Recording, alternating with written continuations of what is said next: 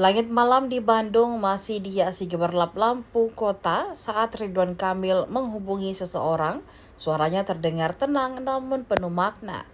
Di ujung telepon, Sekretaris DPD Golkar Jawa Barat, M.Q. Iswara, mendengarkan dengan seksama, menyimak setiap kata yang keluar dari sosok yang pernah memimpin Jawa Barat.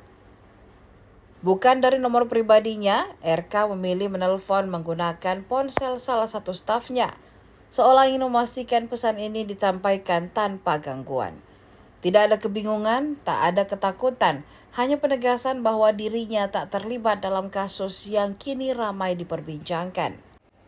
Insya Allah, saya tidak ikut campur masalah tersebut, ujar RK seperti yang disampaikan Iswara di sebuah pesantren di Ciamis, Jawa Barat.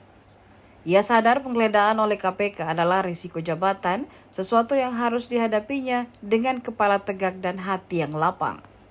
Di balik kesederhanaan pernyataannya, ada sikap seseorang pemimpin yang tak lari dari tanggung jawab meski badai tuduhan menerpa dari berbagai arah.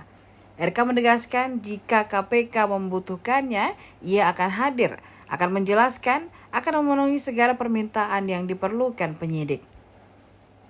Tidak ada persembunyian, tak ada pelarian, hanya komitmen seorang mantan gubernur yang siap memberikan keterangan demi terang menderangnya sebuah perkara.